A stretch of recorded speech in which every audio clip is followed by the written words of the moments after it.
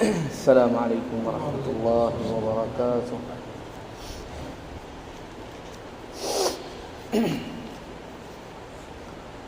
اعوذ باللہ من الشیطان الرجیم،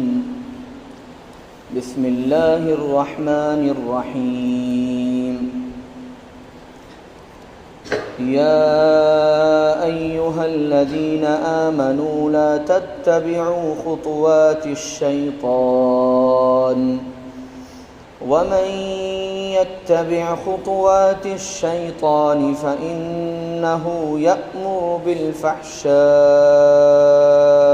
والمنكر ولولا فضل الله عليكم ورحمته ما زكى منكم من أحد أبدا ولكن الله يزكي من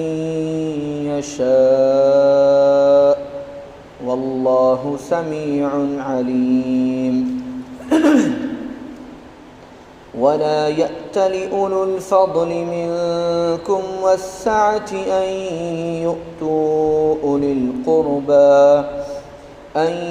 يؤتوا أولي القربى والمساكين والمهاجرين في سبيل الله وليعفوا وليصفحوا ألا تحبون أن يغفر الله لكم والله غفور رحيم۔ إن الذين يرمون المحصنات الغافلات المؤمنات لعنوا في الدنيا والآخرة ولهم عذاب عظيم۔ يوم تشهد عليهم ألسنتهم وأيديهم وأرجلهم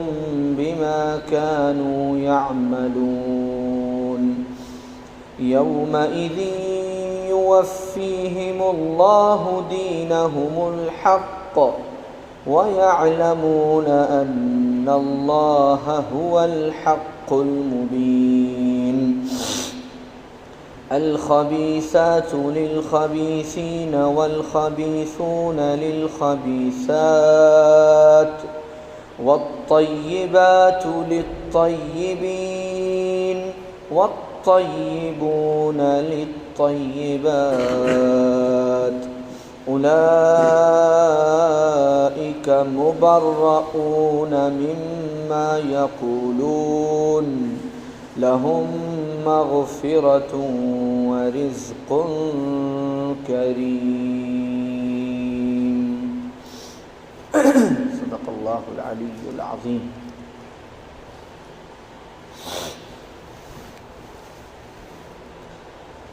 گزشتہ حاضری کے موقع پر سورہ نور کے اس حصے کا درس ہوا تھا، دوسرے رکوع کا، جس میں واقعہ افک کے بارے میں اللہ تعالیٰ نے ارشاد فرمایا ہے، اور وہ پورا واقعہ عرض کیا گیا تھا جو ام المؤمنین حضرت سیدہ عائشہ صدیقہ رضی اللہ تعالی عنہا کی ذات اقدس کے بارے میں تھا، اور ان کے بارے میں جو فتنہ پروری منافقین نے کی تھی، اور اللہ کے رسول صلی اللہ علیہ وآلہ وسلم پر اس کا جو اثر تھا، وہ ساری باتیں بہت تفصیل کے ساتھ عرض کی گئی تھیں۔ اس ایک مہینے کے سخت امتحان کے بعد پھر یہ آیتیں نازل ہوئی تھیں، جن کو گزشتہ ہفتے پیش کیا گیا تھا، گزشتہ حاضری کے موقع پر پیش کیا گیا تھا کہ اللہ تعالیٰ نے ان آیات میں حضرت عائشہ رضی اللہ تعالی عنہا کی براءت، ان کی پاکیزگی، ان کی طہارت، اس کو بہت تفصیل اور وضاحت کے ساتھ بیان فرمایا، اور خاص طور سے ان بعض مسلمان لوگوں کو، صحابہ کرام کو بھی نصیحت فرمائی، تنبیہ فرمائی، جو غیر شعوری طور پر ان باتوں سے متاثر ہو گئے تھے جو باتیں منافقین پھیلا رہے تھے۔ میں نے یہ بھی عرض کیا تھا کہ اس میں خاص طور سے 3 نام اہم ہیں،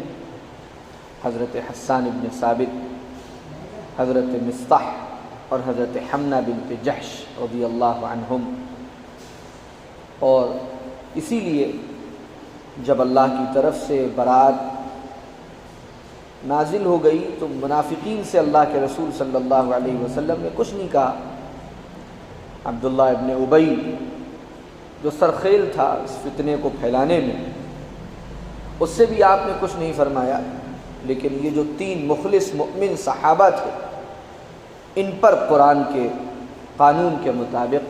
حد قذف جاری ہوئی تھی، جس کا تذکرہ سورہ نور کے پہلے درس میں ہو چکا ہے کہ حد قذف کسے کہتے ہیں۔ کسی مؤمنہ پر زنا کی تہمت اگر کوئی لگائے اور اس کو ثابت نہ کر سکے تو اس پر حد قذف جاری ہوتی ہے۔ قرآن نے اس کا تفصیل سے اس قانون کو واضح کیا ہے۔ اسی پس منظر میں یہ اگلی آیات بھی ہیں۔ اللہ تعالیٰ نے ارشاد فرمایا کہ یا ایھا الذین آمنوا لا تتبعوا خطوات الشیطان۔ ماحول میں اس طرح کا پروپیگنڈا اور ایسی باتوں کی تشہیر تبھی ہوتی ہے جب ماحول شیطنت زدہ ہوتا ہے اور شیطانی اثرات نفس پر، قلب پر، دماغ پر چھائے ہوئے ہوتے ہیں۔ کفر اور شرک کے بعد شیطان کے لیے سب سے زیادہ آسان جو راستہ ہے اور اس کا جو پسندیدہ راستہ ہے لوگوں کو اپنے قابو میں کرنے کا، وہ راستہ فحش اور عریانیت سے ہو کر جاتا ہے۔ یہ ایسی گندگیاں ہیں اور یہ سماج کی ایسی برائیاں ہیں کہ اگر کوئی فرد یا کوئی معاشرہ فحش اور عریانیت میں ملوث اور مبتلا ہو جاتا ہے تو پھر اس دلدل سے نکلنا اس کے لیے آسان نہیں ہوتا۔ یہ ایسی بیماری ہے نفسیاتی، انسان کے وجود پر یہ نشے کی طرح طاری ہو جاتی ہے اور پورے اندرون کو آلودہ کر دیتی ہے، متعفن کر دیتی ہے، اور دین کا، ایمان کا، اخلاق کا، پاکیزگی کا جنازہ نکال دیتی ہے۔ ظاہری طور پر بہت اچھا دکھنے کے باوجود بھی اس طرح کی نفسیات میں مبتلا انسان اندر سے ابلیس بن جاتا ہے۔ اس کا ذہن، اس کا دماغ، اس کا شعور ہر وقت اسی گندگی کی تلاش میں رہتا ہے اور اسی سے اس کو تسکین پہنچتی ہے۔ اس کی نگاہیں، اس کے خیالات، جذبات و احساسات، سب کے اندر یہ بیماری ایسی سرایت کر جاتی ہے کہ ایک شریف انسان اس کا تصور بھی نہیں کر سکتا ہے۔ اور یہ سب انہی شیطانی اثرات کا نتیجہ ہوتا ہے جو اس پر شیطان حاوی ہو کر مسلط کرتا ہے۔ تو اللہ تعالیٰ نے اس واقعے کے بارے میں تفصیلات بتائیں، آگے بھی بتائیں، بیچ میں یہ ایک آیت فرمایا کہ اے ایمان والو، شیطان کے راستے سے اپنے کو بہت بچاؤ۔ شیطان تمہارے اپنے لحاظ سے تمہیں غلط راستے پر لے کر چلتا ہے۔ میں یہ بات قرآن کی آیات کی روشنی میں کئی بار عرض کر چکا ہوں۔ شیطان کی چالیں ہر ایک کے لیے ایک جیسی نہیں ہوتی. وہ انسان کو دیکھتا ہے اور اس کو اس راستے سے بھٹکاتا ہے. سورہ نحل میں اللہ تعالیٰ نے ایک بات ارشاد فرمائی، بہت زبردست بات. جہنم کا تذکرہ کرتے ہوئے فرمایا لہا 7 ابواب لکل باب منہم جزء مقسوم. جہنم کے 7 دروازے ہیں، اور پھر فرمایا کہ ان گمراہ لوگوں میں سے ہر دروازے پر ایک الگ ٹکڑی آئے گی. کچھ لوگ گیٹ نمبر 1 سے آئیں گے، کچھ 2 سے آئیں گے، کچھ 3 سے آئیں گے، کچھ 4 سے آئیں گے. الگ الگ دروازوں سے گمراہوں کے الگ الگ جتھے آئیں گے. مفسرین نے وہاں یہی نقطہ لکھا ہے کہ وہ سب جہنم میں جانے والے ہوں گے، لیکن یہ الگ الگ دروازوں سے کیوں آئیں گے؟ وہ الگ الگ دروازے الگ الگ اعمال کے ذریعے جہنم میں پہنچنے والوں کے لیے ہوں گے. کوئی دروازہ کفر کے راستے جہنم میں پہنچنے والوں کا ہوگا، کوئی دروازہ شرک کے راستے جہنم میں پہنچنے والوں کا ہوگا، کوئی راستہ الحاد کے ذریعے جہنم میں پہنچنے والوں کا ہوگا، کوئی راستہ نفاق کے ذریعے جہنم میں پہنچنے والوں کا ہوگا، کوئی راستہ بے حیائی، بے شرمی اور فحش اور عریانیت کے ذریعے جہنم میں. جس طرح جنت کے بارے میں الگ الگ دروازوں کے بارے میں فرمایا گیا. مثلا مشہور حدیث ہے، رمضان المبارک میں ہم لوگ بہت سنتے ہیں کہ جنت کا ایک دروازہ ہے جس کا نام ہے الریان، اور وہ اس دروازے سے خاص طور سے روزے دار داخل ہوں جو روزے کا اہتمام کرتے ہوں. اسی طرح جہنم میں پہنچنے والوں کے لیے بھی الگ الگ دروازے ہیں، اور الگ الگ راستوں سے لوگ جہنم تک پہنچیں گے، اور الگ الگ دروازوں سے ان کو داخل کیا جائے. تو شیطان جو جہنم تک لے جانا چاہتا ہے وہ سب کو ایک راستے سے نہیں لے جا سکتا. کسی کے ظاہر کو بگاڑتا ہے، کسی کے باطن کو بگاڑتا ہے، کسی کے عقیدے کو بگاڑتا ہے، کسی کے ایمان، کسی کے اعمال کو بگاڑتا ہے، کسی کے جذبات کو بگاڑتا ہے، کسی کے احساسات کو بگاڑتا ہے، کسی کے معاملات کو بگاڑتا ہے، کسی کے اخلاق کو بگاڑتا ہے. وہ ہتھ کنڈا اپنے لحاظ سے اختیار کرتا ہے کہ میری کون سی دوا کس پر اثر انداز ہو. جس طرح ڈاکٹر جانتا ہے کہ یہ مریض ہے، اس کو ڈائبٹیز بھی ہے، اس کو بلڈ پریشر بھی ہے، تو اس کو یہ دوا میں دوں گا تو کارگر نہیں ہوگی، اور یہ دوا دوں گا تو کارگر ہوگی. ڈاکٹر کو دکھانے کے لیے کہا ہی اسی لیے جاتا ہے کہ ہر مرض اور ہر مریض کے لیے ایک ہی دوا سوٹیبل نہیں ہے، کارگر نہیں ہے. تو شیطان بھی اپنے فیلڈ کا ڈاکٹر ہے. اس کو معلوم ہے کہ کس کو کہاں سے بہکانا ہے، کس کو تکبر کے ذریعے بہکانا ہے، کس کو ریاکاری کے ذریعے بہکانا ہے، کس کو شہوت پرستی کے ذریعے بہکانا ہے، کس کو چوری کے ذریعے بہکانا ہے، کس کو بدعقیدگی کے ذریعے بہکانا ہے، کس کو بدنگاہی کے ذریعے بہکانا ہے. وہ اپنے لحاظ سے انسانوں پر اپنے حربے استعمال کرتا ہے. بچے گا وہ انسان جو ہر چال پر نظر رکھے گا شیطان، اور جہاں اس کو محسوس ہوگا کہ یہ راستہ اللہ اور رسول کے راستے سے ہٹا ہوا راستہ ہے، اس راستے پر وہ قدم بھی نہیں رکھے. بہت دور رہے گا وہ ان تمام اعمال سے جن کے بارے میں اس کو معلوم ہے، اور وہ جانتا ہے کہ یہ ہمیں گمراہی کی طرف لے جا سکتے. یا ایھا الذین آمنوا لا تتبعوا خطوات الشیطان ومن یتبع خطوات الشیطان فإنه یأمر بالفحشاء والمنکر. یہاں خاص طور سے بات ہو رہی ہے واقعہ افک کے تناظر میں، اس پورے پس منظر میں جو حضرت عائشہ صدیقہ رضی اللہ تعالی عنہا کے ساتھ اور حضور کے گھرانے کے ساتھ پیش آیا. فرمایا گیا کہ جو شخص بھی شیطان کی اتباع کرے گا، شیطان کے نقش قدم پر چلے گا، تو وہ سمجھ لے کہ فَإِنَّهُ يَأْمُرُ بِالْفَحْشَاءِ وَالْمُنْكَرِ. اس کے دونوں ترجمے ہو سکتے ہیں. ایک ترجمہ تو یہ ہو سکتا ہے کہ وہ جان لے کہ شیطان برائیوں کی اور فحش کاموں کی تلقین کرتا ہے. شیطان کے راستے پر اگر چلو گے، اپنے کو شیطان کے حوالے کر دو گے، شیطان کی چالوں پر نگاہ نہیں رکھو گے، تو لازمی طور پر وہ تمہیں حکم دے گا فحش کاموں کا اور منکر کا. اب منکر کے اندر تو فحش کام ویسے بھی آتے، منکر تو ہر برائی کو کہا جاتا ہے، لیکن الگ سے فحشاء کا تذکرہ اسی وجہ سے کیا گیا کہ اللہ فحش کاموں کی شناعت اور برائی کو خاص طور سے بیان فرما رہے ہیں۔ یوں تو سب گناہ ہیں اور فحش منکر میں داخل ہے، لیکن خاص طور سے چونکہ پس منظر بھی فحش اور عریانیت کی باتوں کا ہے،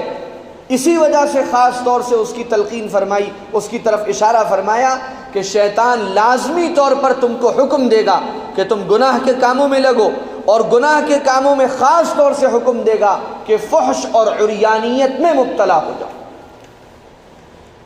یہ وہ برائیاں ہیں جو تمہارے پورے وجود کو کھوکھلا کر دیں گی، یہ وہ برائیاں ہیں کہ تمہاری عبادات کی لذت کو چھین لیں گی۔ آج ہم سب پریشان ہوتے ہیں، نمازوں میں دل نہیں لگتا، دعاؤں میں دل نہیں لگتا، تلاوت میں دل نہیں لگتا، اللہ کے ذکر کی طرف طبیعت مائل نہیں ہوتی، کرتے سب ہیں ہم مارے باندھے، لیکن قلبی بشاشت کے ساتھ، دل کی آمادگی کے ساتھ، پوری توجہ اور انابت کے ساتھ، اور مجھے آگے بڑھ کر کہنے دیجئے مکمل لطف اور مزے کے ساتھ جو عبادات اور دعا اور مناجات کی لذتیں ہم سے چھن گئی ہیں، اس کی بنیادی وجہ ہمارے معاشرے میں، گھروں میں، ہمارے موبائلوں میں، ہماری آنکھوں میں، ہمارے دل میں فحش اور عریانیت کی آماجگاہ بن جانا ہے، شعوری طور پر بھی اور غیر شعوری طور پر۔ معاشرے کو اتنا گندا کر دیا گیا ہے اور زہر سے بھر دیا گیا ہے کہ اچھا بھلا شریف آدمی جو اپنی نگاہوں کی حفاظت کرنا بھی چاہتا ہے، اس کے لیے بھی مصیبت ہے اور مشکل ہے۔ وہ اپنے ضروری کاموں سے موبائل کا استعمال کرنا اس کے لیے دوبھر ہو جاتا ہے، اور یہ ایک ایسا زہر ہے، یہ بالکل طے شدہ بات ہے، اس میں ہم سوچیں یا نہ سوچیں، زہر اگر جسم میں جائے گا تو ہم کہیں گے نہیں میں تو بہت پاکیزہ انسان ہوں، میں زہر اس لیے نہیں کھا رہا ہوں کہ میں مر جاؤں، بس میں کھا لے رہا ہوں، کیا بچ جائیں گے ہم چاہیں یا نہ چاہیں، زہر کی گولی اگر جسم میں جائے گی تو وہ اپنا اثر دکھائے گی، ہمیں چاہے مرنے کی نیت ہم کریں یا نہ کریں۔ تو یہ طے شدہ بات ہے کہ فحش اور عریانیت کے مناظر اگر آنکھوں میں جائیں گے تو آنکھوں کے راستے دل کو اور روح کو گندا کریں گے، ہم چاہیں یا نہ چاہیں۔ گولی اگر بندوق سے نکل کر جسم پر لگے گی تو ہمارے نہ چاہنے سے یہ نہیں ہوگا کہ اس میں زخم نہ آئے اور خون نہ نکلے اور گھاؤ نہ ہو اور ہم مر نہ جائیں اور زخمی نہ ہو جائیں۔ اگر گولی نکلی ہے تو لازمی طور پر اگر جسم پر لگی ہے تو اس کا نقصان ہو کر رہے گا، چاہے ہماری نیت کتنی بھی اچھی ہو۔ بہت سے ایسے بھی لوگ ہوتے ہیں، ایک صاحب نے لکھنؤ میں جب میں پڑھتا تھا تو مجھ سے ایک دن کہنے لگے کہ آپ کی جمعے کے دن چھٹی رہتی ہے اور آپ جہاں آتے ہیں اپنے رشتہ داروں کے یہاں، وہیں سامنے ایک ٹاکیز ہے، یہ بالکل حقیقی واقعہ بتا رہا ہوں اور سیریس کہا تھا انہوں نے، تو اس ٹاکیز میں تھیٹر میں ایک فلم لگی ہوئی ہے، آپ وہ ضرور دیکھیں۔ میں نے کہا کیوں بھائی، خیریت تو آپ ماشاءاللہ دعوت بھی دے رہے ہیں تو اتنے مبارک کام۔ کہنے لگے کہ اس لیے دیکھیں کہ وہ آپ چونکہ بیانات کرتے ہیں تو آج کے دو حالات سے واقف ہونا بڑا ضروری۔ وہ جو فلم ہے اس میں دنیا کی صحیح منظر کشی کی گئی اور صحیح چیز دکھائی گئی اور ایسا اور ویسا، اس کے فضائل بیان کرنے شروع کیے کہ اس سے آپ کو فلاں کی نفسیات سمجھنے کا موقع ملے گا اور فلاں کی نفسیات سمجھنے کا موقع ملے گا اور فلاں کی نفسیات سمجھنے کا موقع ملے گا۔ تو میں نے ان سے یہ کہا کہ بات تو آپ کی ٹھیک ہے، یہی مثال میں نے ان سے دی، میں نے کہا کہ آپ ایسا کریں کہ بندوق پر ایک مضمون لکھیں۔ اچھا مضمون آپ لکھیں گے تو پڑھ کر مزہ نہیں آئے گا، آپ ایسا کریں ایک گولی کھا کر کسی سے کہیں کہ ایک بار آپ کو شوٹ کرے، تو جو آپ اس کو محسوس کریں گے، قریب سے دیکھیں گے کہ کیسے گولی لگی، کیسے اس کے اثرات ہوئے، کیسے خون کا فوارہ چھوٹا، کیسے جسم کٹا، تب جب آپ اس کو پیش کریں گے لوگوں کے سامنے تو اس کی الگ ہی بات ہوگی۔ ایسے پڑھ کر لوگوں سے سن کر آپ نقل کرتے ہیں تو مزہ نہیں آتا۔ تو پھر وہ سمجھدار آدمی تھے، وہ سمجھ گئے یہ صورتحال ہے۔ مختلف بہانوں سے فلاں سیریل اور فلاں وہ، اس میں اسلامی تاریخ اور اس میں وہ ترکوں کا فلانا سسٹم اور یہ اور وہ اور ایسا اور ویسا، وہ ساری بڑی خوبصورت خوبصورت باتیں، اور اسی کے پیچھے آپ کو چند مناظر دکھا دیے گئے بے حیائی کے، چند مناظر دکھا دیے گئے بے شرمی کے، چند مناظر دکھا دیے گئے ایسے تعلقات اور محبتوں کے جن کی اسلام میں قطعاً اجازت نہیں، اور کسی نامحرم کو اس طرح دیکھنے کی اجازت نہیں، اور ماشاءاللہ اس کے فضائل اور اس کی اہمیت اور اس پر بڑی عمدہ گفتگو، یہ ساری وہ چالیں ہیں جس کے نتیجے میں کسی بھی طرح ہمارا رخ بدل دیا جائے اور ہمیں ایک غلط رخ پر ڈال دیا جائے۔ وَمَن يَتَّبِعْ خُطُوَاتِ الشَّيْطَانِ فَإِنَّهُ يَأْمُرُ بِالْفَحْشَاءِ وَالْمُنكَرِ، لازمی طور پر یہ طے شدہ بات ہے، اگر شیطان کے راستے پر چلو گے تو وہ تمہیں منکر اور فحشاء کا حکم کرے گا۔ اور دوسرا ترجمہ اس کا یہ ہے کہ جو شخص بھی شیطان کے راستے پر چلتا ہے اس کی پہچان یہ ہے کہ وہ منکر اور فحشاء کا حکم کرنے لگتا ہے۔ ایک ترجمے کے مطابق منکر اور فحشاء کا حکم شیطان کرے گا، اور دوسرے ترجمے کے مطابق جو شخص شیطان کی پیروی کرے گا اس کا اثر یہ ہوگا کہ وہ برائیوں کی طرف اور فحش اور عریانیت کی طرف لوگوں کو بلانے لگے گا۔ جس شخص کا یہ مزاج دیکھو کہ وہ منکر کی طرف بلاتا ہے، منکر کی دعوت دیتا ہے، منکر کی طرف لے کر چلتا ہے، اور فحش اور عریانیت کا دلدادہ ہے اور اس کی طرف رغبت پیدا کرنے کی کوشش کرتا ہے، اور کہتا ہے بھئی زندگی کو تھوڑا سا انجوائے تو کرنا ہے، 2-4 گانے سن لوگے، 2-4 فلمیں دیکھ لوگے تو کیا حرج ہے، اس عمر سے ابھی سے تمہارے اندر ملائیت آ گئی ہے، یہ درست نہیں ہے، کچھ دیکھو دنیا بعد میں سدھر جانا، عمرہ کر لینا، حج کر لینا، چلہ لگا لینا، بس انشاءاللہ اس کے بعد اچھی زندگی گزارنا۔ جو لے کر چلے ان راستوں پر، سمجھ لو کہ وہ شیطان کے راستے پر چل چکا ہے، کیونکہ قرآن یہ کہتا ہے وَمَن يَتَّبِعْ خُطُوَاتِ الشَّيْطَانِ، جو شخص شیطان کے راستے کا متبع ہے فَإِنَّهُ يَأْمُرُ بِالْفَحْشَاءِ وَالْمُنكَرِ، وہ فحش اور عریانیت اور منکر کے راستے کا دعوت دینے والا ہو۔ اس کے بعد اللہ تعالیٰ نے صحابہ کو مخاطب کر کے کہا، پچھلی آیتوں میں بھی یہ بات اللہ تعالیٰ نے فرمائی تھی اور بہت سخت لب و لہجے میں فرمائی تھی، میں نے عرض کیا تھا کہ اللہ ہی اپنے محبوب صلی اللہ علیہ وسلم اور ان کے صحابہ کو جس طرح خطاب کرتا ہے وہ اللہ ہی کا حق ہے اور اللہ ہی کر سکتا ہے۔ صحابہ سے فرمایا تھا اللہ تعالیٰ نے پیچھے کہ تمہارے اوپر ایک بہت سخت قسم کا عذاب آ جاتا اگر تم لوگ ان باتوں کو اسی طرح نقل کرتے، تم نے کیوں نہ کہہ دیا کہ یہ سب بہتان ہے، اور کیوں تم نے اپنی زبانوں کو بند نہ رکھا۔ اسی طرح یہاں فرمایا وَلَوْلَا فَضْلُ اللَّهِ عَلَيْكُمْ وَرَحْمَتُهُ، اگر تم لوگوں پر اللہ کا فضل نہ ہوتا اور اللہ کی رحمت نہ ہوتی، مَا زَكَى مِنْكُمْ مِنْ أَحَدٍ أَبَدًا، تو تم میں سے کوئی اپنے آپ کو خود سے پاکیزہ نہیں کر سکتا تھا۔ آج جو تمہارے قلوب مزکہ ہیں، مصفہ ہیں، مجلہ ہیں، منور ہیں، یہ صرف اس لیے ہیں کہ اللہ کا فضل اور اللہ کی رحمت تمہاری طرف متوجہ ہے۔ تمہارا اپنا اختیار نہیں ہے کہ تم اپنے دل کو پاک صاف خود سے کر لو، تمہارا اپنا اختیار نہیں ہے کہ تم اپنا تزکیہ خود سے کر لو، اللہ کے فضل اور اللہ کی رحمت کے بغیر تمہارا تزکیہ ممکن نہیں تھا۔ ہم اگر اپنے دلوں کی صفائی چاہتے ہیں تو ہمیں ذرا غور کرنا چاہیے کہ جب صحابہ سے اللہ تعالیٰ یہ فرما رہے ہیں کہ اپنے آپ تم اپنا تزکیہ نہیں کر سکتے اللہ کے فضل کے بغیر، اللہ کی رحمت کے بغیر، اور اللہ کی یہ رحمت ہے کہ اللہ نے تم کو ایک نبی دیا،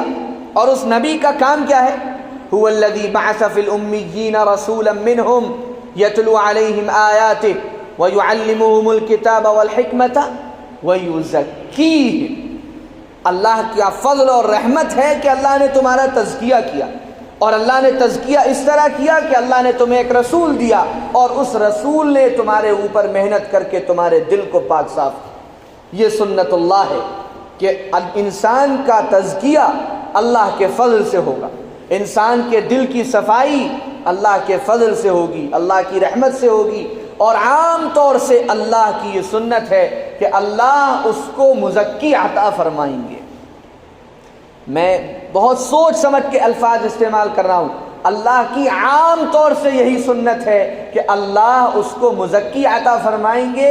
بالکل قدرت ہے اللہ کی کہ اللہ کسی مزکی کے بغیر کسی کا تزکیہ فرما دے۔ عام طور سے اللہ کی سنت یہ ہے کہ اللہ اسے مزکی عطا فرمائیں گے۔ جس طرح علم دینے والا تو اللہ ہے، اللہ علم عطا فرمائے گا۔ ربنا آتنا من لدنک رب زدنی علما، قرآن میں دعا سکھائی گئی کہ اللہ آپ میرے علم میں اضافہ فرمائیے۔ لیکن سنت اللہ یہ ہے کہ علم کے لیے اللہ کوئی معلم عطا فرمائیں گے، اس معلم کے ذریعے علم عطا فرمائیں گے۔ لیکن بعض بندے اللہ کے ایسے بھی ہوتے ہیں کہ ان کو اللہ تعالیٰ خاص علم لدنی عطا فرماتا ہے، بغیر کسی معلم کے وہ بہت سی باتیں سیکھے ہوئے ہوتے ہیں۔ لیکن عام دستور، عام قاعدہ، عام سنت یہ ہے کہ علم اللہ کی طرف سے ملتا ہے، کسی معلم کے ذریعے ملتا ہے۔ اسی طرح تزکیہ اللہ کی طرف سے ہوتا ہے، کسی مزکی کے ذریعے ہوتا ہے۔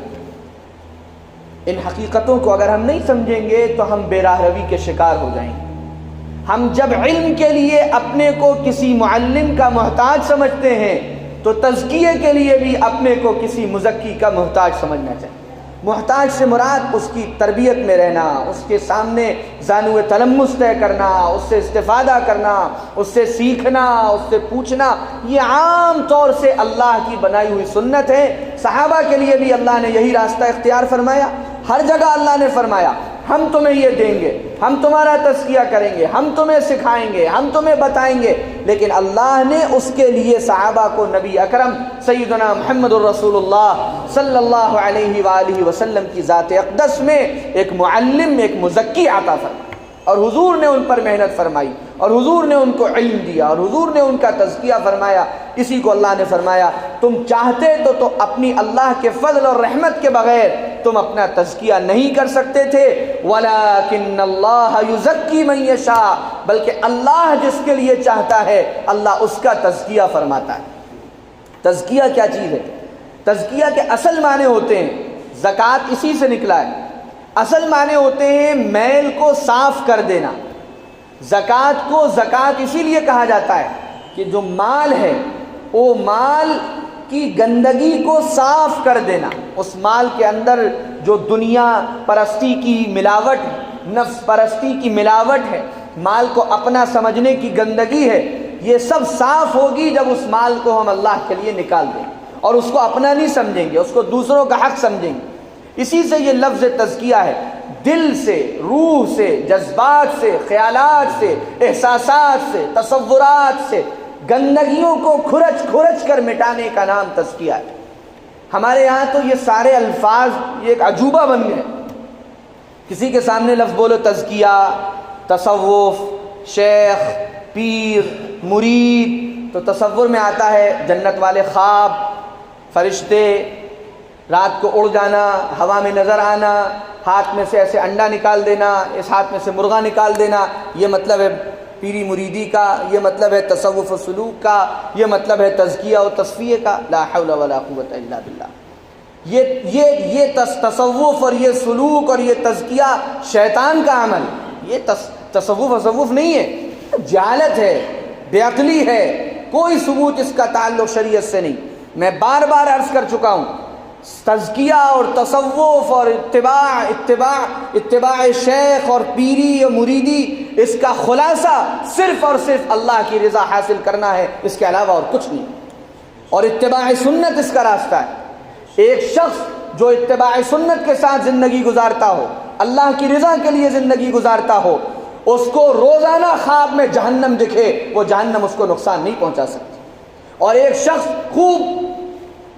آزادی کی زندگی گزارتا ہو، اللہ کو ناراض کرنے والے کام کرتا ہو اور سنت کے خلاف اس کا عمل ہو، وہ روز اپنے کو جنت الفردوس میں ابو بکر صدیق کے برابر میں دیکھے، یہ خواب دیکھنا اس کو فائدہ نہیں پہنچا سکتا۔ کوئی تعلق اسلام میں خواب سے اور اس سے اڑنے اڑانے اور کشف و کرامات سے نہیں، کوئی تعلق ان کا ولایت سے نہیں، کوئی تعلق اس کا بزرگی سے نہیں، کوئی تعلق اس کا اللہ والا ہونے سے نہیں۔ ہم تو اس کو ولی مانتے ہیں جس کو قرآن ولی کہتا ہے۔ الا ان اولیاء اللہ لا خوف علیہم ولا هم يحزنون الذین آمنوا وكانوا يتقون۔ یہ آسان سی ڈیفینیشن ہے، کوئی اس میں جھگڑے کی ضرورت ہی نہیں۔ اللہ فرما رہا ہے کہ اللہ کے ولی وہ لوگ ہیں جن کو قیامت میں نہ کوئی ڈر ہوگا نہ خوف ہوگا۔ ان کی دو عادتیں ہیں، الذین آمنوا وکانوا یتقون، وہ اللہ پر ایمان رکھتے ہیں اور تقوی والی زندگی گزارتے ہیں۔ جس کے اندر یہ عادتیں ہیں وہ اللہ کا ولی ہے، جس کے اندر تقوی ہے، احتیاط ہے، گناہوں سے بچتا ہے، سنتوں پر عمل کرتا ہے، کوئی غلطی ہو جاتی ہے توبہ کرتا ہے، معافی مانگتا ہے۔ ولی کا مطلب یہ بھی نہیں ہے کہ وہ معصوم ہو جائے گا، غلطی بھی اس سے ہو سکتی ہے، گناہ بھی اس سے ہو سکتا ہے، لیکن وہ اپنی غلطی پر جمے گا نہیں، اس پر اصرار نہیں کرے گا، اس پر ہٹ دھرمی نہیں دکھائے گا، اس پر ضد نہیں دکھائے گا، اس پر مستقل عمل پیرا نہیں رہے گا، بلکہ جہاں کوئی اس کو اس کی غلطی پر متوجہ کرے گا وہ فوراً اللہ سے توبہ کرے گا، اپنے عمل کی اصلاح کرے گا۔ جس کے اندر یہ عادت ہے وہ اللہ کا ولی ہے، چاہے اسے 5 لوگ بھی نہ جانتے ہوں اور کسی کو کروڑوں لاکھوں اربوں لوگ جانتے ہوں، لیکن اس کا عمل شریعت کے مطابق نہ ہو، سنت کے مطابق نہ ہو، دین کی حقیقت کے مطابق عمل نہ ہو، اللہ کی رضا والے اعمال نہ ہو، اور پھر اس کے ہاتھوں سے کرامات ظاہر ہوتی ہوں اور بہت اونچے اونچے خواب وہ لوگوں کو دکھاتا ہو، بڑے اونچے اونچے خواب اس کے بارے میں لوگ دیکھتے ہوں، اسلامی اور دینی اور شرعی اور قرآنی نقطہ نظر سے اس کی ولایت کا کوئی اعتبار نہیں۔ صحابہ کرام سے واضح بات اللہ نے فرمائی، وَلَٰكِنَّ اللَّهَ يُزَكِّي مَن يَشَاءُ، اللہ تزکیہ فرمائیں، تمہارا دل صاف ہو جائے، گناہوں کے اثرات مٹ جائیں، باطنی بیماریاں ختم ہو جائیں، حسد، کینہ، بغض، شرارت یہ سب اندر سے نکل جائے تو پھر تم مزکہ ہو، اللہ نے تمہارے دل کو پاک صاف کر دیا۔ وَاللَّهُ سَمِيعٌ عَلِيمٌ، اور دیکھو کبھی بھی مایوس مت ہو، اللہ سے مانگتے رہو کہ اللہ میرا تزکیہ فرما دیجئے، یقین رکھو اللہ بہت سننے والا ہے۔ واللہ سمیع، اللہ بہت سننے والا ہے، بہت باخبر ہے، خوب جانتا ہے کہ تم واقعی حقیقی طلب سے مانگ رہے ہو یا نہیں مانگ رہے، صحیح جذبے سے مانگ رہے ہو یا نہیں مانگ رہے۔ دنیا کی نعمتوں کے بارے میں تو یہ بات ہے کہ اللہ تمہیں مانگنے پر دے یا نہ دے، اللہ کی حکمت، اللہ کا اختیار ہے، لیکن دین اگر تم مانگو گے، اخلاص کے ساتھ مانگو گے، صحیح جذبے سے مانگو گے اور اس کے لیے کوشش شروع کر دو گے تو اللہ یقیناً تم کو وہ دین عطا فرمائے، یہ طے شدہ بات ہے۔ اور اگر اس رات جو تم مانگ رہے ہو دین میں وہاں تک پہنچنے سے پہلے پہلے مر گئے، انتقال ہو گیا، تو اللہ کی رحمت سے یہ امید ہے کہ اللہ اسی درجے اور مقام سے تم کو اٹھائے گا جس درجے اور مقام کی تم اللہ سے دعا کیا کرتے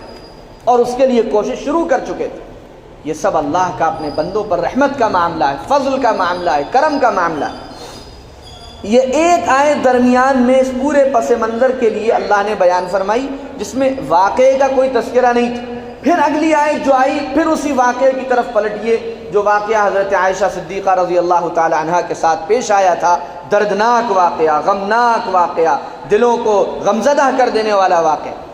تو میں نے جیسا کہ عرض کیا تھا کہ اس میں حضرت مصطح رضی اللہ تعالی عنہ بھی غیر شعوری طور پر ملوث ہو گئے، بعد میں ان پر قذف جاری ہوئی۔ حضرت مصطح حضرت ابوبکر صدیق رضی اللہ عنہ کے قریبی رشتہ دار تھے اور بہت مفلس تھے، بڑے غریب تھے، تو حضرت ابوبکر صدیق رضی اللہ عنہ ان کی مالی مدد کرتے تھے اور ان کو ہر مہینے کچھ رقم دیتے تھے اور ان کے ساتھ بہت فضل کا اور کرم کا، احسان کا معاملہ کرتے تھے۔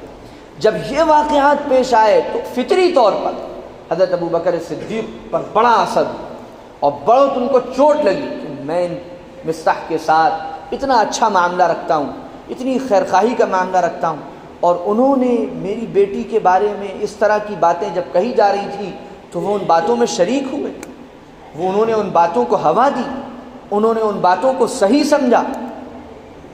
گرچہ بعد میں انہوں نے توبہ کی اور ان پر حد جاری ہوئی، لیکن بہرحال ابوبکر صدیق بھی ایک انسان تھے، ایک بیٹی کے والد تھے، تو فطری طور پر ان پر اس کا اثر ہوا، اور اس اثر کی وجہ سے حضرت ابوبکر نے یہ کہا کہ میں اب قسم کھاتا ہوں کہ زندگی بھر کبھی مصطح کی مدد نہیں کروں، اور جو میں ان کے ساتھ اچھا معاملہ کرتا تھا اب میں نہیں کروں گا، جو میں مال سے ان کی مدد کرتا تھا اب میں نہیں کروں گا۔ انہوں نے میری بیٹی کے ساتھ اس طرح کا معاملہ کیا۔ اس پر اللہ تعالیٰ نے یہ آیت اٹھائی، حضرت ابوبکر صدیق رضی اللہ تعالی عنہ کو متوجہ کرتے ہوئے فرمایا وَلَا يَأْتَلِ أُولُو الْفَضْلِ مِنْكُمْ وَالسَّعَةِ أَنْ يُؤْتُوا أُولِي الْقُرْبَى وَالْمَسَاكِينَ وَالْمُهَاجِرِينَ فِي سَبِيلِ اللَّهِ، جو اولو الفضل والسعة ہیں، سبحان اللہ، ابوبکر صدیق کو ان کی ایک چیز پر متوجہ کرنے کے لیے بھی اللہ نے جب آیت اتاری تو ابو بکر کو اولو الفضل کہا، جو بہت علم اور فضل والے لوگ ہیں، بہت اچھے اور بلند مقام والے لوگ ہیں، بہت جن کے رتبے ہیں، بہت جن کا اعلیٰ مقام ہے، اور اللہ نے ان کو وسعت بھی عطا فرمائی ہے مال میں، کیونکہ یہ کوئی واجبی حق تو تھا نہیں کہ دینا ہی دینا ہے۔ حضرت ابو بکر جو دیتے تھے وہ اپنی ذاتی بنیاد پر دیتے تھے، نہ یہ زکوٰۃ تھی نہ یہ صدقہ واجبہ تھا کہ اگر نہ دیتے تو گناہ گار ہوتے اور دینا واجب تھا یا فرض تھا۔ تو اسی لیے فرمایا کہ جو لوگ اونچے درجے کے ہوتے ہیں، بلند مقام کے ہوتے ہیں، اور جن کے رتبے بڑے اعلیٰ ہوتے ہیں اور اللہ نے ان کو وسعت دی ہوتی ہے، ان کے لیے یہ بات درست نہیں کہ وہ قسم کھائیں اس بات پر کہ وہ اب اپنے رشتہ داروں کو، ضرورت مندوں کو، اللہ کے راستے میں ہجرت کرنے والوں کو اب نہیں دیں گے۔ ان کے لیے یہ بات درست نہیں ہے، کیونکہ مصطح جو ہیں وہ ابو بکر کے رشتہ دار بھی ہیں، اولی القربہ بھی ہیں، اور مفلس و نادار بھی ہیں، ضرورت مند بھی ہیں، اور اللہ کے راستے میں مہاجر بھی ہیں۔ تینوں چیزیں، تینوں وہ باتیں جس کی وجہ سے وہ اس کے مستحق ہیں کہ ان پر اللہ کی طرف سے جو مال تمہیں دیا گیا ہے ان پر خرچ کیا جائے۔ تو ابو بکر جن کے بہت بڑے درجے ہیں،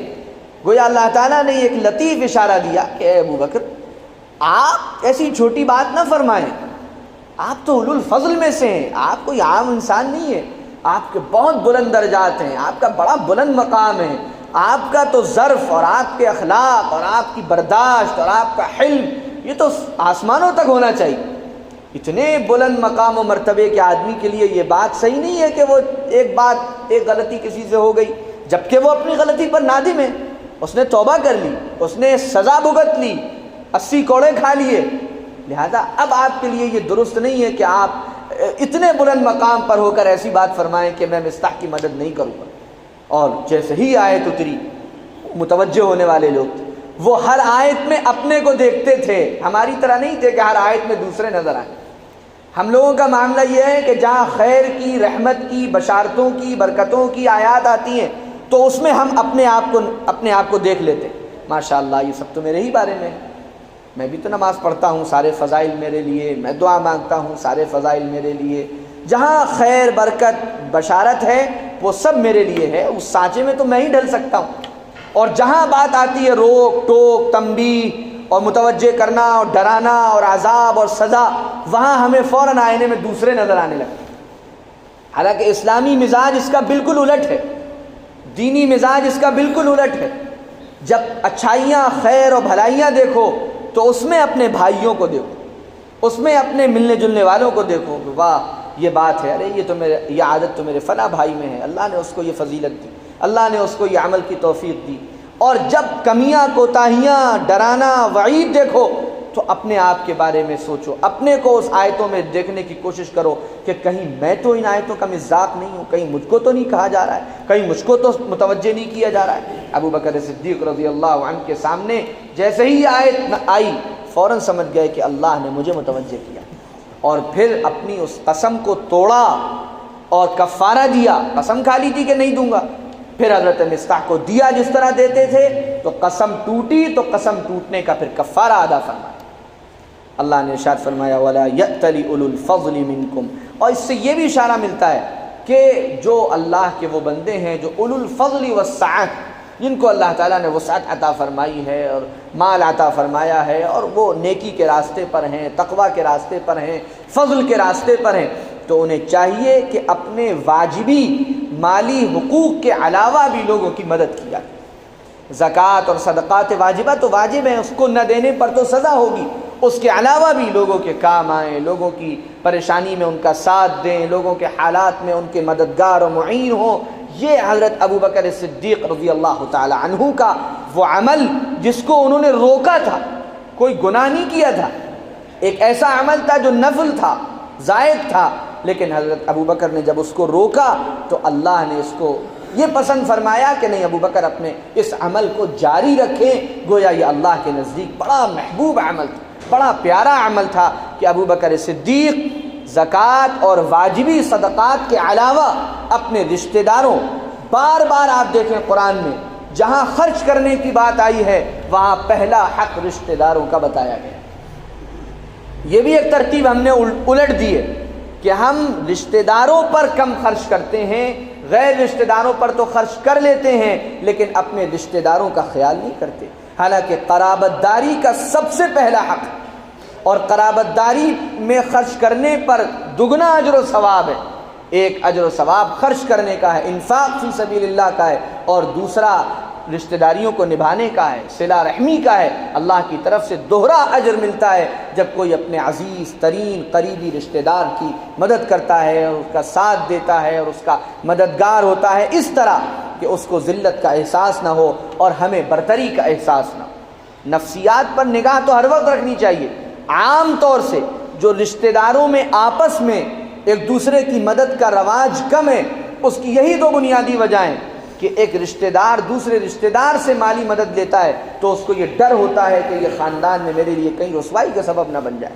یہ خاندان کی کسی محفل میں اپنی مدد کو گاتا نہ پھرے، یہ خاندان کی کسی مجلس میں اس کا اظہار نہ کرے، لوگوں کو بتاتا نہ پھرے کہ میں نے ان کی یہ مدد کی اور میں نے ان کی وہ مدد کی۔ ظاہر ہے یہ عمل اور یہ طرز عمل تو نہایت ہی افسوسناک اور بہت ہی غیر اخلاقی ہے، اور رشتہ داروں کے ساتھ تو اس کی حیثیت بہت زیادہ بڑھ جاتی ہے۔ مشہور واقعہ ہے جس وقت حضرت عائشہ رضی اللہ تعالی عنہا نے حضرت اپنے بھانجے حضرت عروہ ابن الزبیر رضی اللہ تعالی عنہ سے ایک صحابی کے پاس کچھ رقم بھیجی، تو حضرت عروہ نے فرمایا، حضرت عائشہ نے فرمایا، عروہ دھیان رکھنا کہ تم یہ رقم ان کے ہاتھ میں نہ دینا بلکہ لے جا کر ان کے تکیے کے نیچے رکھ کے چلے آنا۔ پوچھا آپ اس طرح کیوں کہہ رہی ہیں؟ فرمایا کہ وہ ہمارے عزیز ہیں، کہیں ایسا نہ ہو کہ ان کو اس طرح سے یہ رقم لیتے ہوئے ذلت محسوس ہو اور وہ اس بات سے خوفزدہ ہوں کہ بعد میں عائشہ سب سے بتاتی پھریں گی کہ میں نے ان کے ساتھ یہ معاملہ کیا اور میں نے ان کے ساتھ وہ معاملہ کیا۔ رشتہ داری کا حق سب سے بڑھ کر ہے۔ قرآن میں جہاں آپ دیکھیں اکثر و بیشتر بلکہ تقریباً ہر آیت میں اللہ تعالیٰ نے جہاں خرچ کرنے کے راستے بتائے ہیں اور خرچ کرنے کے مصارف بیان فرمائے ہیں، سب سے پہلے رشتہ داری کو بیان فرمایا۔ یہاں بھی فرمایا ان یؤتوا اولی القربی، اپنے قرابت داروں سے وہ نہ رکیں اور مسکینوں سے نہ رکیں اور اللہ کے راستے میں ہجرت کرنے والوں سے نہ رکیں، ولیعفوا ولیصفحوا، لوگوں کو چاہیے کہ وہ معافی سے کام لیں، درگزر سے کام لیں، جو ہوا سے بھول جائیں، بات ختم کریں، معاملہ رفع دفع کریں۔ اور اب جب کہ مستح توبہ کر چکے ہیں، معافی مانگ چکے ہیں، ظاہر ہے پھر تو کوئی جواز اس کا نہیں بنتا کہ اس غلطی پر ان کو بار بار احساس دلایا جائے۔ یہاں سے یہ بھی سمجھانا مقصود ہے کہ اگر کسی انسان سے کوئی غلطی ہو جائے، خطا ہو جائے، گناہ ہو جائے اور وہ اس سے معافی مانگ لے تو پھر اس کو دوبارہ اس غلطی کی عار نہیں دلانی چاہیے۔ یہ بھی بہت غیر اخلاقی بات، بہت ناپسندیدگی کی بات۔ بہت سے ایسے لوگ ہوتے ہیں اور بہت سے ایسے افراد ہوتے ہیں جن کی ماضی کی زندگی کچھ خرابیوں میں گزری ہوتی، گناہوں میں گزری ہوتی اور کوئی ان کو متوجہ کرنے والا نہیں ہوتا۔ اس کے بعد کچھ سالوں کے بعد کسی ذریعے سے اللہ تعالیٰ ان کی اصلاح فرما دیتے ہیں اور ان کی زندگی بدل جاتی اور وہ نیکی کے راستے پر آ جاتے ہیں۔ اس کے بعد بھی اگر ان کو بار بار ان کے ماضی کا طعنہ دیا جاتا ہے اور وہ کوئی اچھی بات کرتے ہیں تو عام طور سے ہمارے معاشرے میں ارے تم نہ کرو، اب آج ملا بن گئے ہو، تم خوب جانتے ہیں تم کیا تھے، خوب جانتے ہیں تم کیا کرتے تھے، خوب جانتے ہیں تم کہاں جاتے تھے، خوب جانتے ہیں تمہارے کیا کیا کرتوت تھے۔ بار بار جب اس کو اس کی ماضی کی یاد دلائی جاتی ہے اور کچوکے لگائے جاتے ہیں اور اس کو عار دلائی جاتی ہے تو یہ چیز اس کے دل کے بھی ٹوٹنے کا سبب بنتی ہے، اس کے اس بات کا بھی سبب بنتی ہے کہ اس سے اس کو ہرٹ ہو، تکلیف پہنچے، اور بعض مرتبہ یہ چیز دوبارہ اس کو اسی گناہ پر لے جانے کا ذریعہ بن جاتی ہے۔ کتنا اہتمام تھا حضور صلی اللہ علیہ وسلم کے حضور کے پاس جو صحابہ آئے تھے ان میں سے کتنے ایسے تھے جن کا ماضی اگر بیان کیا جاتا تو بڑا عجیب و غریب تھا۔ ابو سفیان مسلمان ہوئے رضی اللہ عنہ، پوری زندگی اللہ کے رسول صلی اللہ علیہ وسلم سے جنگ کرتے رہے، صحابہ سے جنگ کرتے رہے، سینکڑوں صحابہ اور مسلمان ان کے تلوار سے شہید ہوئے،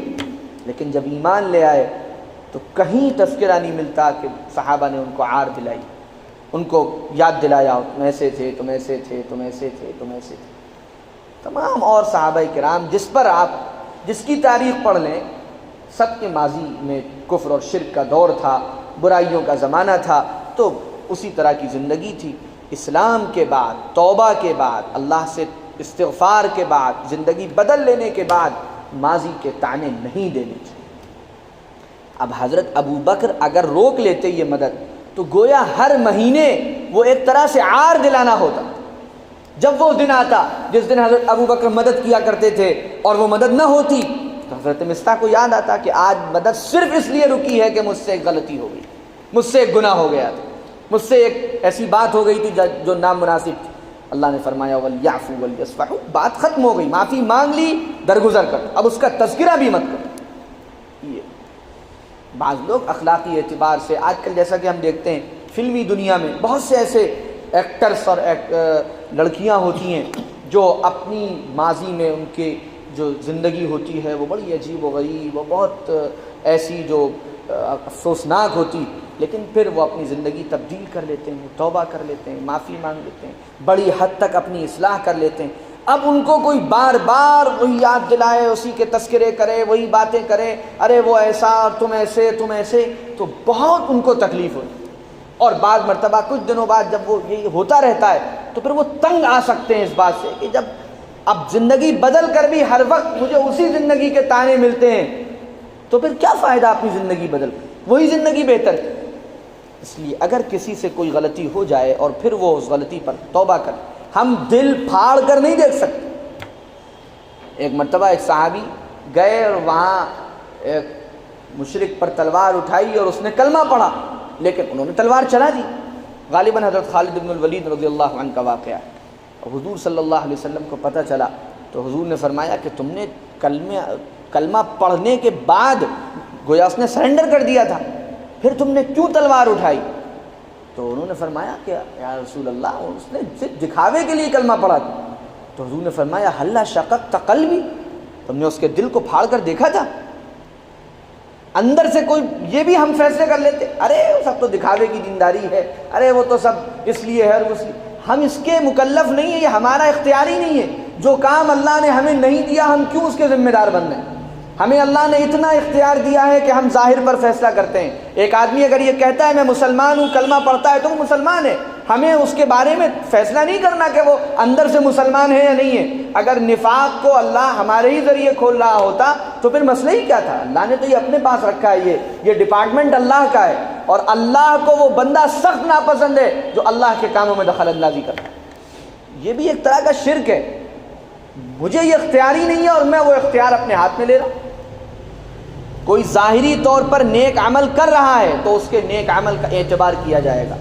کوئی ظاہری طور پر یہ کہہ رہا ہے کہ میں نے وہ زندگی چھوڑ دی اور اس زندگی سے وہ واقعتاً کوئی عمل اس کا ایسا نہیں ہے کہ وہ اس زندگی میں واپسی کی طرف اشارہ کرتا ہو، تو ہمیں یہی ماننا ہے، یہی تسلیم کرنا ہے۔ اندر سے کیا معاملہ ہے، کیا غرض ہے، کیا اس کی نیت ہے، یہ اللہ کا فیصلہ ہے، اللہ کا اختیار ہے، اللہ یہ جانے، یہ ہمارے اختیار کی چیز نہیں۔ تو حضرت مصطح کے بارے میں یہ بات فرمائی گئی اور ایک عام بات فرمائی گئی، کیونکہ اس وقت حضرت ابو بکر کو متوجہ کرنا بہت ضروری تھا۔ اللہ نے اس لیے متوجہ کیا کہ اگر ابو بکر کا یہ عمل اسی طرح باقی رہا تو پھر یہ مثال بن جائے گا، کیونکہ ابو بکر ایسا آدمی نہیں ہے جو مثالی نہ ہو، ابو بکر تو مثالی ہے، ان کی تو ہر ادا مثالی ہے۔ اس لیے اللہ تعالیٰ نے فوراً حضرت ابو بکر کو رضی اللہ تعالی عنہ اللہ نے متوجہ فرمایا، اور اللہ جانتے تھے کہ یہ تو میرا عاشق اور محبوب بندہ ہے، فطری اور انسانی جذبے کی وجہ سے اس کے منہ سے ایسی بات نکل گئی ہے۔ جیسے ہی آئے تو حضرت ابو بکر نے معاملہ ختم کیا، اور جس طرح وہ حضرت مصطح کے ساتھ خندہ پیشانی کے ساتھ اور ان کی مدد کرتے ہوئے رہتے تھے اسی طرح رہنا شروع کر دیا۔ اس کے بعد اللہ تعالیٰ نے فرمایا، یہ بات فرمائی کہ ان کو دو، اپنی مدد مت روکو، معاف کرو، درگزر کرو۔ پھر فرمایا الا تحبون ان یغفر اللہ لکم، کیا تم نہیں چاہتے کہ اللہ تمہیں معاف کرے؟ گویا اشارہ یہ کرنا ہے کہ جس طرح تم ایک انسان کی غلطی کو دیکھ کر اور اپنی مدد روک رہے ہو، سوچو اگر اللہ بھی ایسا ہی کرنے لگے، اللہ بھی تو تمہیں معاف کرتا ہے، اللہ بھی تو تمہیں درگزر کرتا ہے، اللہ بھی تو تمہاری باتوں کو معافی کے خانے میں ڈال دیتا ہے۔ اگر تم درگزر کا معاملہ کرو گے، احسان کا معاملہ کرو گے، معافی کا معاملہ کرو گے اور آگے بڑھ کر گلے لگاؤ گے، اور کوئی اگر اپنی غلطی پر شرمندہ ہے تو اس کی شرمندگی کو قبول کرو گے، تو پھر اللہ تمہارے ساتھ اور بڑھ کر یہ معاملہ فرمائے۔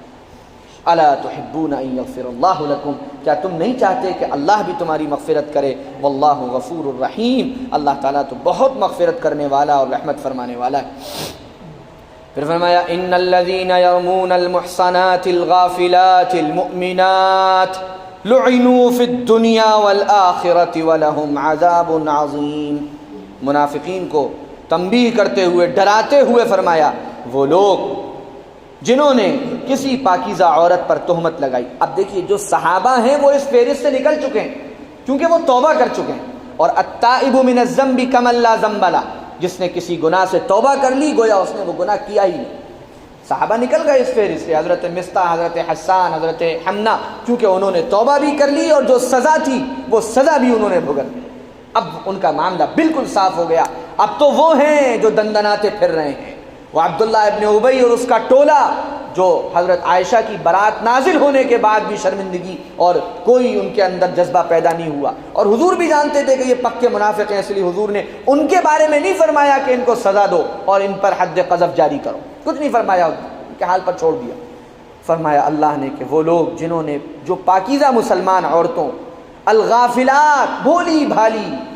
المؤمنات ایمان والی عورتوں پر الزام لگاتے ہیں، لعنوا فی الدنیا والآخرہ، وہ دنیا اور آخرت دونوں جگہ ملعون ہیں، اللہ کی لعنت ہے ان پر، وہ اللہ کی رحمت سے دور ہیں، وَلَهُمْ عَذَابٌ عَظِيمٌ، اور ان کے لیے بڑا دردناک عذاب۔ اور یہ ایک قاعدہ ہے، یہ صرف حضرت عائشہ رضی اللہ تعالی عنہا کے واقعے کے ساتھ مخصوص نہیں ہے، یہ قاعدہ ہے قیامت تک کے لیے۔ کسی مسلمان عورت کے دامن عزت پر زبان کھولنے سے پہلے یہ آیت ذہن میں رہنی چاہیے کہ اللہ نے، اگر اب اس بات میں ہم جھوٹے ہیں اور ہمارے پاس گواہی نہیں ہے تو منہ ہم اپنا بند اس سلسلے میں رکھا کریں، ورنہ اللہ نے فرمایا کہ جو مسلمان عورتوں، پاکیزہ عورتوں، نیک عورتوں، بھولی بھالی عورتوں کے بارے میں الزام تراشی کرتا ہے وہ دنیا اور آخرت میں ملعون ہے۔ اور ملعون کہا جاتا ہے اللہ کی رحمت سے محروم، اللہ کی رحمت سے دور، دنیا میں بھی اس پر اللہ کی پھٹکار اور آخرت میں بھی اس پر اللہ کی پھٹکار۔ وَلَهُمْ عَذَابٌ عَظِيمٌ، اور ان کے لیے بہت ہی بڑا عذاب۔ کس دن ہوگا یہ عذاب؟ یوم تشہد علیہم السنتہم وایدیہم وارجلہم بما کانوا یعملون، یہ بڑا عذاب ان پر اس دن ہوگا جس دن ان کی زبانیں گواہی دیں گی، ان کے ہاتھ گواہی دیں گے، ان کے پیر گواہی دیں گے جو کچھ وہ کیا کرتے تھے۔ یہ قیامت کے دن کا اللہ نے تذکرہ فرمایا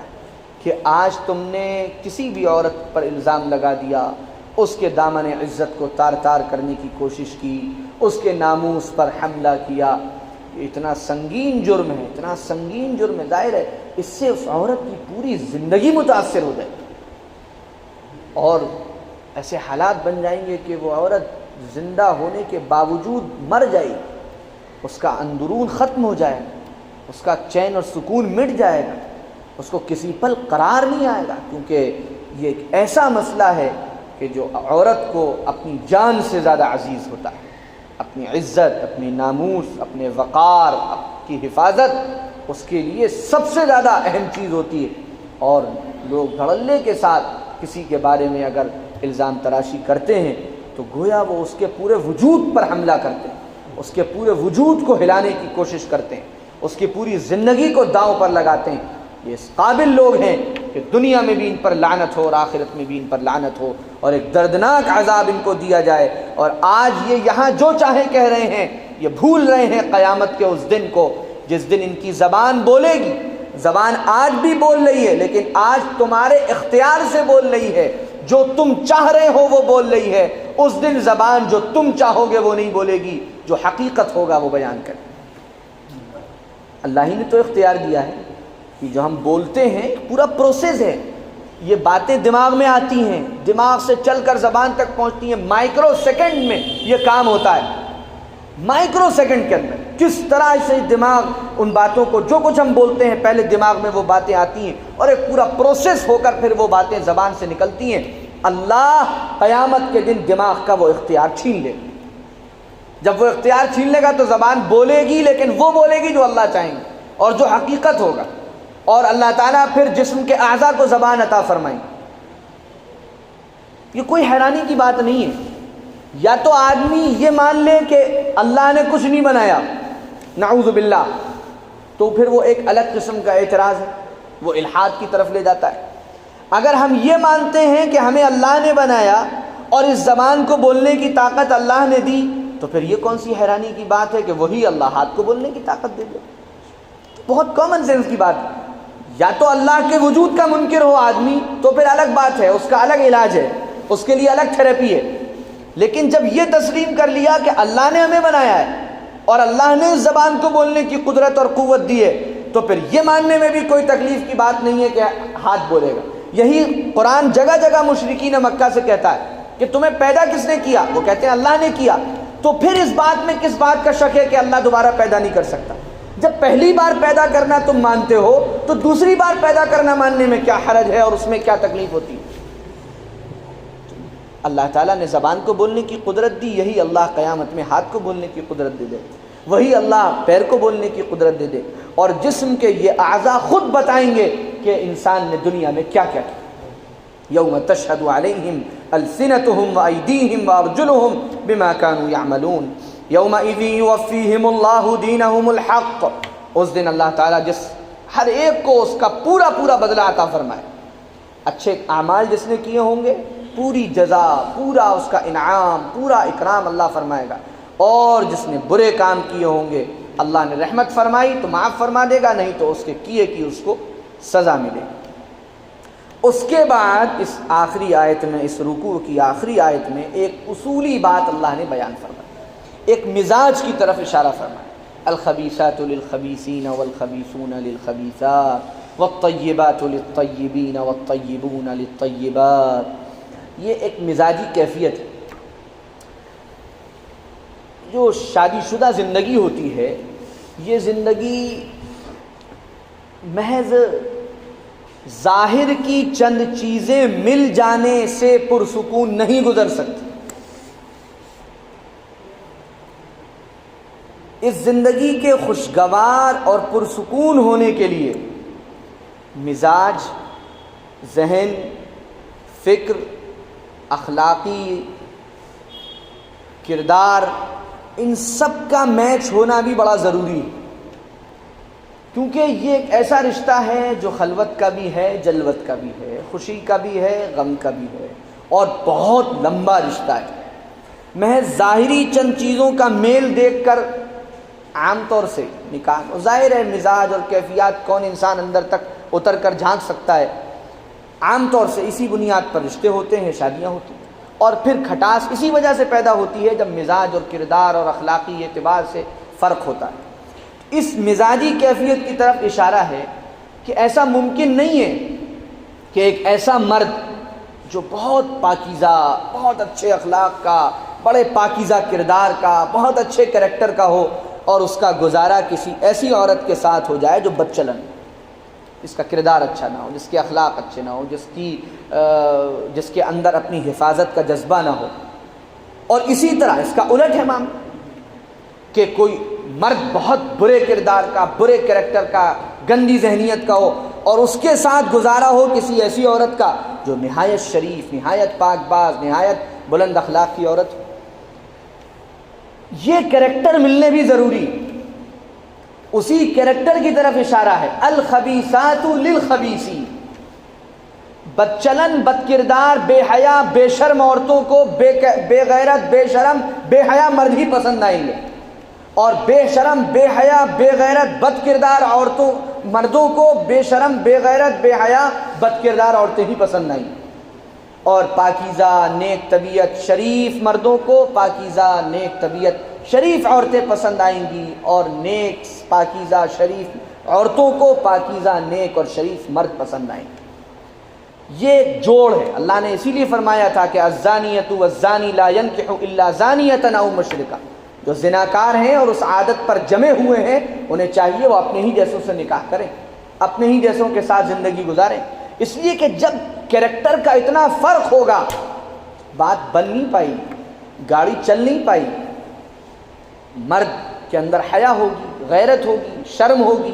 پاکیزگی ہوگی، اور عورت بے حیا ہوگی، بے شرم ہوگی، بے غیرت ہوگی، گاڑی کس طرح چل پائے؟ کچھ دنوں کے بعد ہی انتشار شروع ہو جائے۔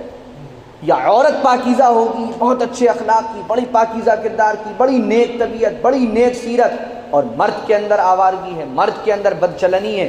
تو یہ رشتہ بھی آگے نہیں بڑھ سکتا۔ رشتہ تب خوبصورتی کے ساتھ آگے بڑھے گا یا اس رشتے میں دوام ہوگا اور اس رشتے میں استقرار ہوگا جہاں دونوں کے مزاج کی کیفیات ایک ہوں، جہاں دونوں ایک ہی اخلاقی ڈگر پر ہوں، جہاں دونوں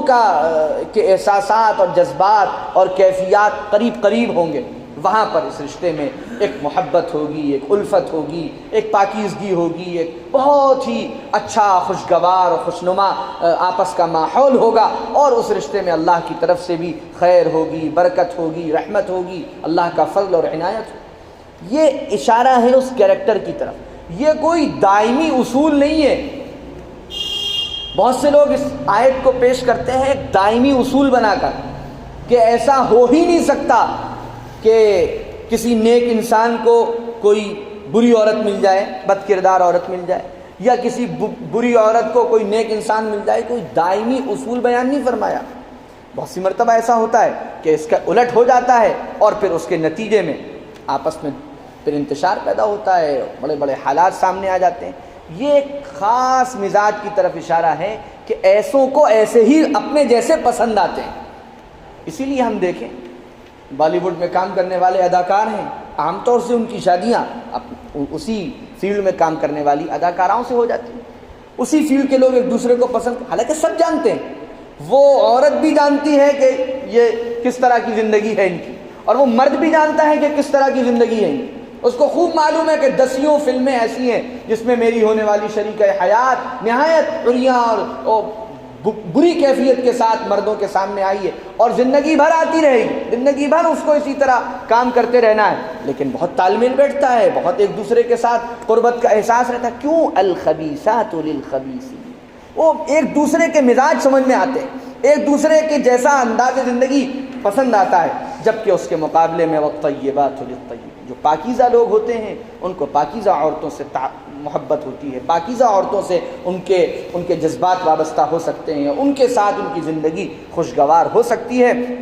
اس کو ملحوظ رکھنا چاہیے، اس کو اپنی۔ اور پھر دوسری توجیہ اس کی یہ ہے کہ دنیا میں اگر اس کا الٹ ہو بھی جائے، آخرت میں اس کا الٹ نہیں ہو سکتا۔